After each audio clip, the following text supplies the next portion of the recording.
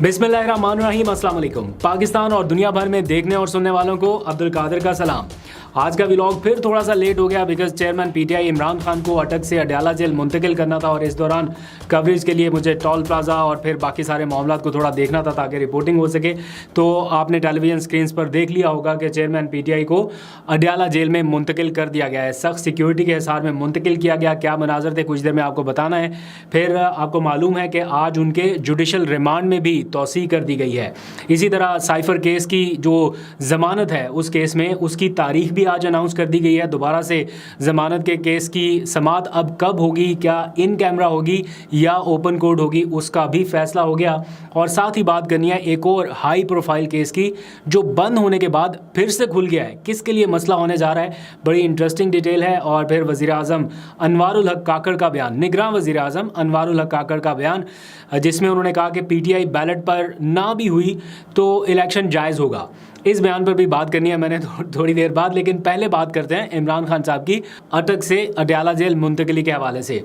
Although के शायद अब वो चाहते थे कि उन्हें अटक जेल में ही रहने दिया जाए, ना अडयाला जेल में मुंतकिल किया जाए। अभी मैं थोड़ी देर पहले सोशल मीडिया पर देख रहा था तो किसी ने लिखा था कि लंदन और डील की बातें तो छोड़ें, बंदा अटक जेल से अडयाला जेल तक जाना पसंद नहीं कर रहा और वो कह रहा है अब मैं अटक जेल में सेटल हो गया हूँ।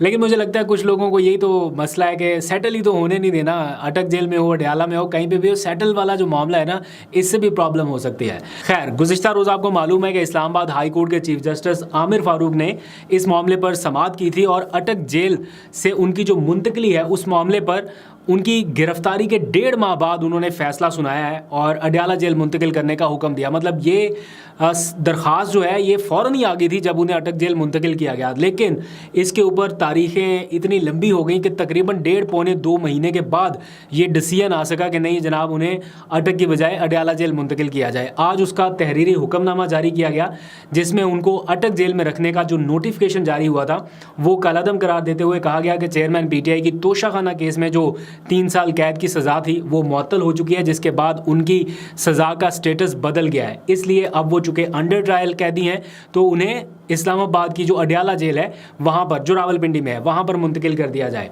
आज पता चला कि चेयरमैन पीटीआई ने अदालत को ये पैगाम भी भेजा कि वो अडयाला जेल मुंतकिल नहीं होना चाहते और उन्होंने अपने वकला के थ्रू शायद ये मैसेज भी कहीं कन्वे करने की कोशिश की कि वो दरख्वास्त वापस ले लें, लेकिन चूँकि अदालत का इसके ऊपर ऑर्डर आ चुका था तो अब से कुछ देर पहले उस ऑर्डर की तामील कर दी गई है। इस्लामाबाद पुलिस की एक अच्छी खासी नफरी जो सिक्योरिटी के लिए साथ थी, बख्तरबंद गाड़ियाँ, बाकी सारी जो भी प्रोटोकॉल सिक्योरिटी का होता है, उनके हिसार में उन्हें अडयाला जेल लाया गया। तो जब लाया जा रहा था तो उससे कुछ देर पहले अडयाला जेल की सारी लाइट्स वगैरह बंद कर दी गई। मुझे नहीं पता क्यों की गई, मे बी सिक्योरिटी रीजंस की वजह से की गई हों।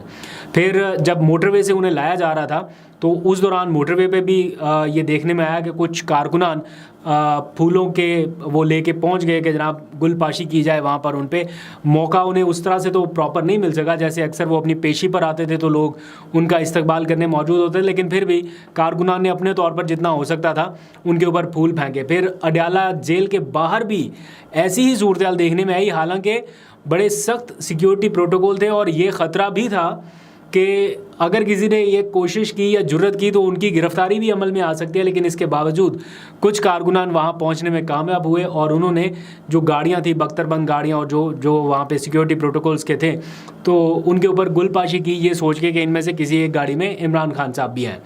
और इस दौरान दिलचस्प सूरत हाल मैं देख रहा था, रिपोर्टर्स वहाँ पर कुछ बीपर्स दे रहे थे, थोड़े एग्रेसिव थे। इतने दिनों के बाद ऐसा मौका था रिपोर्टिंग के हवाले से, इमरान खान के हवाले से, तो यहाँ पर तो लिबर्टी है ना, हम नाम ले सकते हैं इमरान खान टीवी पर नहीं ले सकते।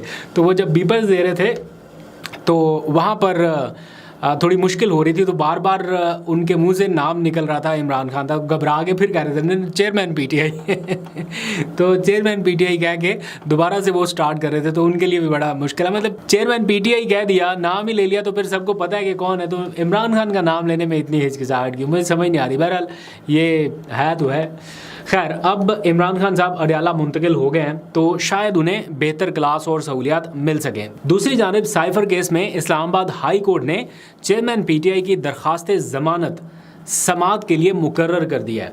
इससे पहले तो ये फैसला नहीं हो पा रहा था ना कि ये समात जो है ये ओपन कोर्ट में होगी या इन कैमरा समात होगी, लेकिन आज इस बारे में भी डिसीजन हो गया है कि ये समात ओपन कोर्ट में होगी और अदालत की जानिब से कॉज लिस्ट जारी कर दी गई है, जिसके मुताबिक चीफ जस्टिस आमिर फारूक साहब 12 अक्टूबर को दरख्वास्त ज़मानत पर समात करेंगे और ये भी डिसाइड है कि ये समात अब ओपन कोर्ट में होगी। लेकिन अगर प्रोसिक्यूशन इन कैमरा समात चाहती है तो फिर उसे अलग से दरख्वास्त दायर करने का मौका भी दिया गया है। गुज़िश्ता समात पर प्रोसिक्यूशन ने ज़मानत की दरख्वास्त पर इन कैमरा दरख्वास्त की इस्तदा कर रखी थी और ये मौक़िफ़ अपनाया था उस वक्त उन्होंने कि बहुत सारी चीज़ें ऐसी हैं जिनको पब्लिक नहीं किया जा सकता और ऑफिशियल सीक्रेट एक्ट ये कहता है कि समात इन कैमरा ही होनी चाहिए। तो 2 अक्टूबर से पहले अगर कोई नई दरख्वास्त आ गई तो शायद ये मामला फिर इन कैमरा समात की तरफ चला जाए, लेकिन फ़िलहाल ओपन कोर्ट में ये समात करने का ऑर्डर आ चुका है। आगे बढ़ते हैं, एक और अहम और हाई प्रोफाइल केस की बात करते हैं जो बंद होने के बाद फिर से खुल गया है और इसके बाद मैंने फिर निगरान वज़ीर-ए-आज़म के आज के ताज़ा बयान पर भी थोड़ी सी बात करनी है आपसे, जिसमें वो पीटीआई के बगैर इलेक्शन को जायज़ करार दे रहे हैं और साथ ही वो ये भी फरमाते हैं कि पाकिस्तान में मीडिया बिल्कुल आज़ाद है। लेकिन पहले बात करते हैं इसहाक डार के ख़िलाफ़ आमदन से ज़ायद असासाजात केस की, जिसे दोबारा खोल दिया गया। ये एक हाई प्रोफाइल केस है जिसे इस्लामाबाद की एहतसाब अदालत ने दोबारा से मतलब मुकर्रर कर दिया। आपको पता है सुप्रीम कोर्ट ने ऑर्डर दिया कि तमाम केसेस जो हैं वो फिर से खुल जाएं, तो 10 अक्टूबर को इसहाक डार को तलब कर लिया गया है नैब तरामीम फैसले के बाद। तो एहतसाब अदालत ने कार्रवाई का आगाज़ करते हुए उनको तलबी का नोटिस भी जारी किया है। अब इसहाक डार साहब जो हैं वो जब पाकिस्तान आते ही उन्होंने अपने केसेस सारे ख़त्म कराए, जितने मुंजमद उनके असासे थे वो सारे उन्होंने बहाल करा लिए, जो कुछ भी था जितने हजवेरी ट्रस्ट वाले अकाउंट्स थे या जो कुछ भी था जो मुंजमद हो चुका था वो सारे जायदादें और असासे बैंक अकाउंट समेत सब कुछ उन्होंने बहाल करा लिया और फिर बैरून मुल्क चले गए। और अब क्या स्टेटस है, केसेस दोबारा खुल गए और वो इस वक्त यहाँ पे है नहीं। मतलब जो सिचुएशन पहले थी ना बिल्कुल लगभग तकरीबन वैसी हो गई है। तो क्या अब इसहाक डार साहब वापस आएंगे इन केसेस को फेस करने के लिए? नवाज शरीफ के साथ ही बैठ के अगर आ जाएं आके इन केसेस को फेस करें तो देखना होगा। लेकिन ये बड़ी दिलचस्प सूरत हाल है कि जब वो आते हैं तो केसेस सारे वाइंड अप करा लेते हैं जैसे तैसे भी करके, और फिर जब जाते हैं तो केसेस फिर से खुल जाते हैं। खैर, निगरान वज़ीर-ए-आज़म के बयान के ऊपर थोड़ी सी बात करते हैं। काकड़ साहब जो हैं आजकल आपको पता है न्यूयॉर्क में है, कोई 10 दिन से ज़्यादा का टाइम हो गया जिस मेन कॉज के लिए वो गए थे। 1 दिन 2 दिन 3 दिन का शायद उनका ट्रिप होना चाहिए था, लेकिन कोई 10 दिन से ज़्यादा का शायद वक्त अब बीत चुका। बाहर इंटरव्यूज़ वगैरह दे रहे हैं और पूरा वो जो अपनी एक पर्सनैलिटी है उसको कैश करा रहे हैं इस वक्त। तो पाकिस्तान में मीडिया मुकम्मल आज़ाद है या नहीं, इस बारे में उन्होंने इंटरनेशनल मीडिया को एक बयान दिया है और कहा है कि पाकिस्तान में मीडिया मुकम्मल आज़ाद है। मैं इसके ऊपर ज़्यादा तबसरा नहीं करता, आप लोगों की राय दरकार है। साथ ही उन्होंने एक और बात की है कि पीटीआई के बगैर अगर कोई इलेक्शन हुआ और इसके ऊपर कोई एहतजाज भी हुआ तब भी इलेक्शन जायज़ होगा। इलेक्शन जायज़ या नाजायज़ होने की कोई बात नहीं है, एग्जैक्ट बात है मॉरल अथॉरिटी की। मतलब तहरीक इंसाफ के बगैर यानी अहम प्लेयर के बगैर अगर आपने इलेक्शन कराना है, मेन खिलाड़ी के बगैर अगर आपने मैच खेलना है और जीतने की बात करनी है, तो फिर कैसा मैच और कैसा इलेक्शन और कैसा खेल। 3 तो बड़ी सियासी जमातें हैं इस मुल्क में टोटल, उसमें से अगर आप एक निकालते हैं बाकी 2 तो इत्तेहादी रह चुकी हैं, तो इलेक्शन किसके खिलाफ होगा, किसके खिलाफ लड़ेंगे, कैसे लड़ेंगे? तो ये अभी तक मैं समझ नहीं पाया कि ये अबहाम क्यों है कि पीटीआई के बगैर इलेक्शन होगा या पीटीआई के साथ होगा। तो अगर आप करा लेंगे इसी तरह से, इसी माहौल में इलेक्शन करा लेंगे, आप कराने को तो करा सकते हैं, लेकिन उसकी मॉरल अथॉरिटी क्या होगी? उस इलेक्शन के तहत वजूद में आने वाली हुकूमत की मॉरल अथॉरिटी क्या होगी? क्या अवाम इसी तरह चुप करके बैठ के मान जाएगी? सियासी अदम इस्तेहकाम ख़त्म हो जाएगा, लोग तस्लीम कर लेंगे? अभी तक 16 महीनों में इतना कुछ हो चुका, लोगों ने नहीं माना, नहीं तस्लीम किया, तो इस इलेक्शन के बाद फिर लोग चुप करके बैठ जाएंगे? मुश्किल होगा आप लोगों के लिए टैकल करना। इसलिए ये बात बार बार कहनी नहीं चाहिए कि पीटीआई के बगैर इलेक्शन हुआ तो ये हो जाएगा, वो हो जाएगा। आप एक तरफ ये बयान देते हैं कि किसी सियासी जमात के ऊपर कोई पाबंदी नहीं है, दूसरी तरफ आके कहते हैं कि पीटीआई के बगैर हुआ तो जायज़ होगा। तो कन्फ्यूजन क्यों बार बार क्रिएट की जा रही है, क्यों इतना वहाम फैलाया जा रहा है? मतलब आपने पूरी पार्टी की आदत को तितर बितर किया हुआ है। इमरान खान जेल में है, पार्टी चेयरमैन जेल में है, वाइस चेयरमैन जेल में है, प्रेसिडेंट जेल में है, कारकुनान आधे जेल में है, बाकी कुछ गायब है। स्टिल आप ये चाहते हैं कि पीटीआई का नाम भी बैलेट पेपर के ऊपर ना हो, तो फिर तो ये सीधी सी एक तरह से शिकस्त है जिसका इजहार किया जा रहा है, जिसका इतराफ़ किया जा रहा है। आज शाह महमूद कुरैशी भी जब अदालत में आए तो उन्होंने भी ये कहा कि पीटीआई के बगैर इलेक्शन की कोई अहमियत नहीं होगी। आगे बढ़ते हैं, एक और दिलचस्प मामले के ऊपर बात करते हैं। नवाज शरीफ की गिरफ्तारी से मुतालिक जो बयान था उसके ऊपर एक तूफ़ान आया। साबिक और निगरान वज़ीर दाखिला आमने सामने आ गए। कल रात महर बुखारी के शो में साबिक जो मौजूदा निगरान वज़ीर दाखिला हैं सरफराज बुगटी, उन्होंने कहा कि नवाज शरीफ साहब वापस आए तो कानून के मुताबिक उनसे डील होगा, अगर ज़मानत ना हुई तो उनकी गिरफ़्तारी होगी।